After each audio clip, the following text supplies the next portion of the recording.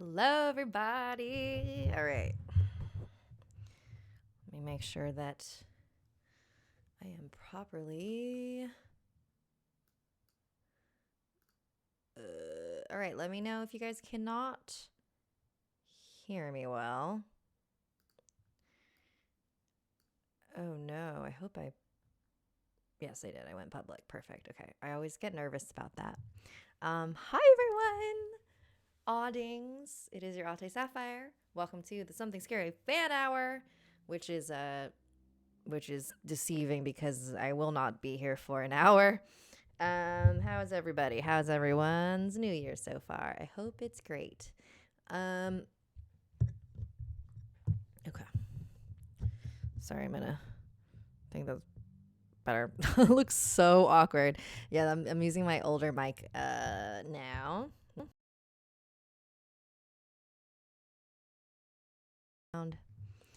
Anyways, let's say hi to you, people. Hey, Corpse Hands, Keenless Narvace, Default Gamer, Agent Oracle, Lucy Me, Broken Brooklyn. Ooh, I like that. Floor Ordas, Panda Bean, Dragon Tamer, Kimberly Bergwerf, Daisy McCoy. Hello, everyone. Thank you so much for joining me. If you were here last week, then you got a little cool sneak peek of an animated thingy I'm working on. And if you didn't, then too bad. Tough luck. All right, so today I'm going to be reading some stories that are submitted by you. They come from the South and Southeast Asia areas, mostly India, Bangladesh, and I think Indonesia was the other one. But yeah, so today's stories are from Anonymous, Rini, Ved, Tanishka, and Dolan. So, people love to point out when I mispronounce things. As you can imagine, I don't know how to say everything correctly in the world. So how about y'all just lay off? Just kidding. But for real though, yeah, I'm just giving a little disclaimer that I am absolutely going to be saying some stuff wrong, and I apologize. I will do my best. If anybody knows how to actually pronounce these things, like these names of cities and people's names, and because they're very complicated, because I do not know Hindi, guys. Surprise, surprise. So yeah, just bear with me. All right, so this first story is not like super scary. It's more just like a cool Indian legend. If you've heard of it, let me know. Submitted by Anonymous. Oh, we already got a super chat. Milk Miss MR2, thank you. If you guys are unfamiliar with what a super chat is, basically you pay money for your comments to be highlighted, and then I see it, and then I am legally obligated to read your comment. So if you have something you are dying to say and you need me to read it, holy crap, give me a super chat. And you'll also be supporting the show by donating to the thing. So thank you. Also, so we got another one. Starsky? I will always mispronounce your usernames. I'm very sorry. Thank you for your super chat. You just say oof, which is, I don't know what you're referring to, but maybe you're referring to the fact that I mispronounce everything. All right, guys, you ready for your first story? Oof, it's going to be rough. It's going to be rough. Oh, got another super chat before we start. Lizzie Moore. Ooh, thank you for those $9.99. What's your favorite horror movie? I hate this question just because, like, I have a lot of favorite movies. I know most people don't consider it a horror movie, but one of my, like, all-time, just in general, favorite movies is Seven. I know it's like problematic now because of like Kevin Spacey, but like I rewatched it recently and I'm like, yeah, it's still a solid movie. Yeah, that is my answer. It's not really a horror movie, but I like it. And thank you, KK Kid. Ooh, KK Kid. I don't know. Thanks for that super chat. Oh, One Beautiful Sin XO. Thank you for your $10. Love your videos. Huge fan. Got some stories I need to email. Yes, please email me. Oh, guys, hello. If you weren't also aware, you can email your stories and you can have them read on this live stream or in my podcast or have it be animated in the video series. And that email address is right here. It is somethingscary@snarled.com. And when you send me an email, you get a automatic response that sends you a link to a form that is it's so easy. It's the easiest form you'll ever fill out in your life. Basically you go to a link and then you fill out your name and all your info, basically just saying like, yes, I'm a real person, and yes, I agree to you using my story in however way you want. Basically, and also proving that it is your story. You're not, taking it from somewhere else on the internet, claiming that it's yours. That has happened before. Don't do it. I've had to delete that video, and I'm still very salty about that because I worked really hard on that video. I thought it was a very good video. And I know a lot of people have noticed that video is no longer up. So if you know which one I'm talking about, yes, don't be that person. Don't be the person who claims that a really cool story is theirs, and then I make it, and then, oh, surprise, it is not, and then I have to take it down. So don't be that person. Oh my God, you guys are just like super chatting so much. What? Melody Gotcha, $1.99. I don't know. Do I need to say the price? PewDiePie or T-Series? By the way, I love your stories. I don't know what that means. I know this might come as a shock to you guys, but I'm a 30-year-old woman and I'm actually very not connected with what's going on. So I assume PewDiePie versus T-Series is like a thing, and like I don't know what that is. So no comment. Starsky, again, you get paid, boy. Thank you. Jen M, thank you for your super chat. And Dottie, thank you for your super chat. All right, let's get into these stories. All right. Wow, 2005 people are here. That's crazy. Okay. Here we go. All right, let me know if you guys are familiar with this story, because I am not. In India lies a haunted area called Bangar. Hope I said that right. It is barely populated and has an air of mystery and superstition around it. Many unexplainable events happen there, such as mysterious disappearances. The locals have constructed the following legend to explain it. In the state of Rajasthan, there lived a princess named Ratnavati. She was very beautiful and captured the eye of many, which unfortunately included a tantric named Singya. Tantrics were practitioners of dark magic. The desperate citizens would ask these tantrics to solve their spiritual problems, but the help always came with a dangerous cost. Singya was known for being ruthless with his magic, and now with his sights set on Ratnavati, he would stop at nothing to be with her. When Ratnavati became of marriageable age, the tantric performed a spell on a scented oil that would cause the princess to fall in love with him. He was smitten with her and felt confident his magic was enough to win her over. He gathered the sweet scented oil and enchanted it, ready to set his plan in motion. One day, the princess and her friends were going to the bazaar, a marketplace open to the public. She and her friends were interested in buying perfumes, so they went to the scented oil collection. She approached the enchanted oil, but something was not right. Despite its delicate smell, the oil was pitch black. She couldn't even see her reflection in it. She recognized this as dark magic and threw the vial straight to the ground, shattering it and spilling its jet black contents. The enchanted oil, now loose and volatile, turned into a stream of molten liquid which shot straight through the tantric. It was so fast that he had no time to run, and Singya was impaled with it through the abdomen. The liquid quickly shot through his veins, and his eye filled with the jet black material. His throat began closing as the oil poured out of his choking mouth. But before he drew his last breath, he cursed all the people of the kingdom, dooming its inhabitants and stealing away their ability to reincarnate. If he could not be happy, no one could, he thought. In Indian belief, curses are very powerful and almost impossible to dispel completely. The curse's strength is enhanced if the caster has spiritual powers, as the tantric did. However, no one in the kingdom ever managed to remove the curse. And from there on out, things only got worse. A battle later took place in the region, killing off many of the people that lived there, including the Princess Singia once desired. Plagues and famines occurred throughout the land, and nearly 87% of the kingdom's populace were now dead beneath the soil of the earth.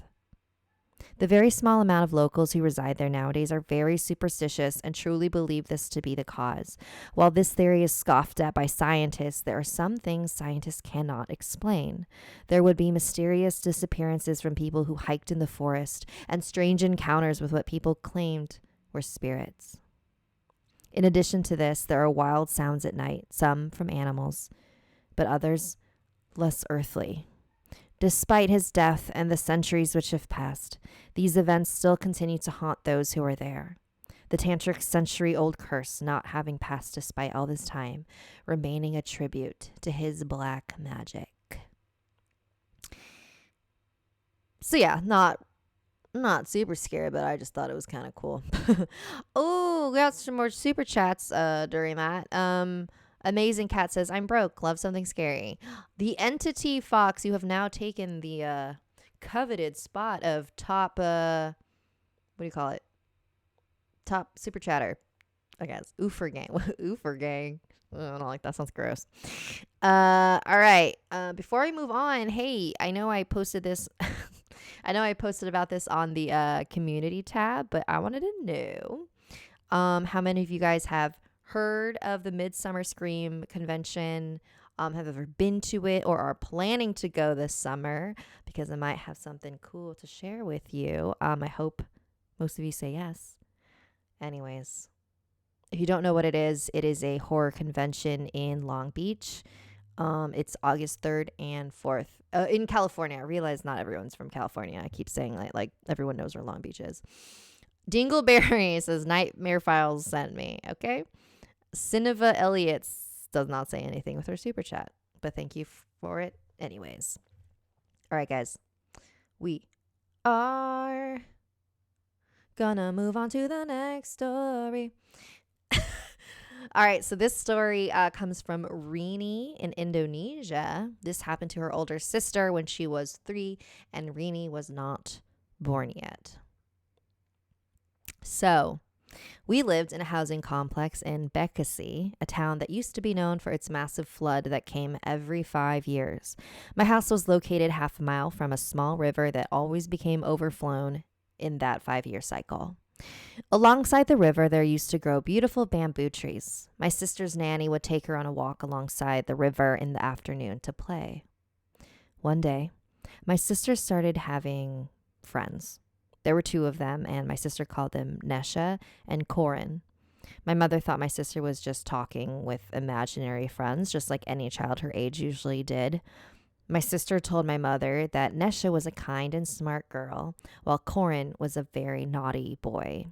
My mother asked my sister where Nesha and Corin lived, and my sister told her that Nesha lived on a bamboo tree while Corin lived in the river.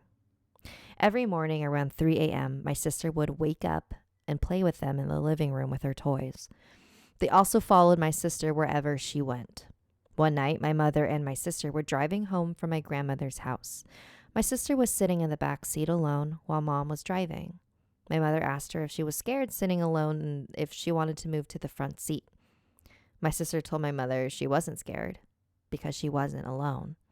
Nesha was with her in the back seat, standing behind my mother, hugging the driver's seat. My mother laughed it off, but she decided to quickly glance in the rearview mirror. Something large was standing right behind her in the car. She drove past the streetlight, which illuminated the back, but only my sister sat on the seat alone. For the first time, my mother felt a little creeped out. The next day, my mother stumbled upon a book titled Dialogue Dengan Jin, or in English, A Dialogue with Jinn. This was a book she bought but never actually read. In the book, she stumbled upon a term, Corin. It's the name of the jinn that lived alongside a human being. A jinn is a supernatural creature in Islamic belief that lived in this world. Unlike ghosts, a jinn isn't a spirit of a deceased person. However, they do possess the characteristics of a ghost as described in movies, such as the ability to shapeshift and to possess a human. Of course, this discovery alerted my mother. It's impossible that a 3-year-old will know such a term, which meant my sister didn't know what had latched onto her. My sister played together with Nesha and Corin for almost a year. Every 3 a.m., she would wake up and play with them, but after my mother's discovery, my mother insisted to watch my sister play every day, worrying something bad might happen to my sister. One evening, the 5-year cycle flood came and my house was surrounded by water. Mother told my sister not to go outside for her own safety, but my sister told her she needed to come outside because Nesha called her to play in the flood, along with Corin. Just then, my sister sprinted outside and rushed into the raging waters. She started screaming that she had to be with Nesha and Corin or else they wouldn't like her anymore. My mom rushed after her, but my sister was faster. She stepped down from the patio and into the water, but somehow she wasn't pulled by the rapids. It was as if she was standing in calm, shallow water. She smiled at my mother and said, "See? They just want to play." But she didn't finish her sentence. Something grabbed her foot and she was yanked down into the undertow. My mom screamed and she reached down into the murky, unclear water. She felt a hand and tried to pull it up. But the skin was rough. The nails were unusually long. My mother knew that was not my sister. She let go of the hand, which swatted at her with its long nails, leaving deep scars on my mom's arms. She screamed in pain and quickly rushed into the house to grab a kitchen knife. My mother got back on the patio, did a brief prayer, and dropped the knife into the water. Moments went by, and then large bubbles erupted from the rapids. My sister quickly rose from the water, and my mom snagged her out of the current. My sister coughed up water and was crying. My mother was enraged and scolded my sister. As my sister was a sweet child who rarely got scolded, this really upset her. She blamed Nesha and Corin for it and told them that she would never want to play with them ever again. And that was it. They were gone. My sister never woke up every 3 a.m. anymore and soon forgot about them.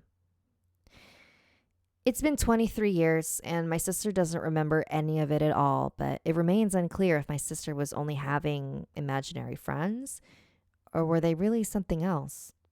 The mystery remains unsolved until now, and I was hoping you could shed some light on it. Thank you, Rini, for sharing that story. We got a couple more super chats during that. Thank you, FBI. Oh, God, the FBI is watching. Oh, no. And Static Flow. Love you, but so does my friend Alexis. So, hi. Hello, Alexis. Hang on. Cool. Sorry, I heard some weird noise behind me. I didn't like that. Oh my God. You guys like how I don't wear makeup on camera anymore? I'm so lazy. I'm like, I look nice enough on the internet sometimes. You know what I look like. It's fine. Ninja's little brother Savage. Thank you for the super chat. It's an interesting username. All right. You guys ready for your next one? Ooh, I like this one. Okay. This one comes from Ved in India. This is a story about his dad who was in the National Cadet Corps and he was deployed in a village in Maharashtra. Hope I said that right.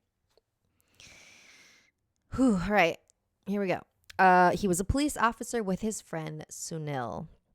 They were patrolling the countryside at midnight and they were moving slowly because they had huge rucksacks on their back. Hang on. What? Hang on. I ordered food. I just want to make sure that it's not going to... Okay, 5:30. Perfect. Okay. They were in the middle of a conversation about food when suddenly the streetlights went out and they heard a lady scream from a building next to them. Oh my God. Now I'm burping. They heard a lady scream from the building next to them. They heard her scream, "Help me!" All the sounds seemed to slip from the area It was just the woman's screams. The building the scream was echoing from was a large, rundown structure about 3 stories tall. My dad and Sunil ran towards the apartment. His ACP, Assistant Chief of Police, was standing outside the building and asked, "What are you doing here?" "I heard a scream in that apartment," my dad replied. "It was a woman's voice saying, 'Save me.' We were going to go check in on her, sir." The ACP nodded, but before my dad went inside the building, the ACP quickly held out his hand and stopped him. He handed him a revolver. "Take this. If anything goes wrong, don't be afraid to shoot." "Yes, sir," responded my dad, and he and Sunil slowly climbed up the dark staircase. The revolver was a bit heavy, so my dad put it in his rucksack. The two of them went to the 3rd floor. They found the door of the apartment where the scream came from. My dad took out the gun and pointed it at the door and told his friend to open it up. Sunil kicked the door open. They were prepared to see a gruesome scene, but what they saw was a woman casually sitting near the window, looking out into the sky. The apartment was very dark, and the only thing lighting the room was a candle on the shelf. The woman got up and looked at my dad. "Hello, what do you want?" Her voice was very calm. My dad and his friend thought maybe they entered the wrong apartment. She was a pretty woman in her mid-20s and was fair, slim, and a bit pale. My dad could almost see through her, she was so thin. But he wrote it off as an illusion in the dim light. He asked her, "Ma'am, we heard a scream coming from this room. Is everything okay? Are you hurt?" "No, I'm absolutely fine," said the woman very calmly. My dad was a bit skeptical and asked his friend to check the apartment, tossing him a flashlight and a gun. Over the next 10 minutes, my dad continued to question the lady. She was mostly relaxed, but at times seemed unresponsive. Soon, my dad's friend returned and said, "Nothing suspicious. Let's go." My dad nodded and they left together. "Have a good night, ma'am. Sorry for the disturbance." Later that night, my dad gave his report of their patrol at the police station. However, when he finished, the whole station looked at him like he was mad. Someone paged the ACP. My dad smiled at him, but the ACP just stared right back in confusion. My dad held out the ACP's revolver to return it. "Thanks for this, but we didn't need it." The ACP pulled out his own revolver. "I never gave you my gun. I've been here all day." Everyone grew silent as my dad's friend Sunil was brought in and questioned. He had a completely different version of what happened that night. Can you hear my husband yelling in the other room? This is so embarrassing. "Sure, we patrolled together, but once we hit that part of the village, I left to go to the bathroom and found you waiting outside of that old abandoned building." No one knew what to say now. Did somebody pose as an officer of the law and give my dad a revolver? A knowing look washed over the ACP's face as he turned to my dad. "Tomorrow morning, I'll go with you to the apartment, and you can show me what happened. Okay?" The next morning, my dad and the ACP went to the apartment together. But the building looked much different than before. It was older, completely run down. When they got to the woman's apartment, the ACP pulled out a rusty key. Why did he have a key to this place? My dad thought. They opened the door. My dad was confused. This apartment looked like no one had lived there for years. "This isn't the same place," my dad said. "The apartment we came into last night was clean and tidy. We have to be in the wrong building." "A woman used to live here," the ACP said. 5 years ago, in the middle of the night, she threw herself from that window, but survived the fall. But she was in immense pain lying on the asphalt with twisted limbs and broken bones. So she screamed for help. But no one came. Until it was too late. My dad just stood there. He didn't know what to say. "So you believe me when I said that I saw a woman here last night and that everything was completely different?" "Of course I do," the ACP said. "Because I saw her too." The next day, my dad requested a transfer to another village. And that's the end of that. Oh, Dorks Next Door, thank you for your super chat. Tired Nuna says that's actually sad. Yeah. I know. There's been some comments lately about how how something scary is not really scary anymore, and like, you're not wrong. I don't know. To me, cuz I don't know. They may not all be like scary, but I think that like sad stories are, I don't know. Something scary has just become slightly creepy stories that are mostly just sad. That should be the new title. Anyways, Theo Hunter, we want to see her husband. You can see my husband all over the internet. You can check out his channel. Shout out to my husband. Little plug. He has a channel called Internet Today. His name is Elliot. He does like daily entertainment news, tech news, gaming stuff, all kinds of stuff. Okay. How many stories do you have left? Oh my God, 2 more. What the heck? Why is this one so long? Anyways. Are you guys ready? Cool. Let's move it along. All right. I think we might end with this one. All right. So this one comes from Tanishka. Tanishka? Ooh. All right. Here we go. I'm going to say so many things wrong. I apologize. Sorry, I'm reading the comments.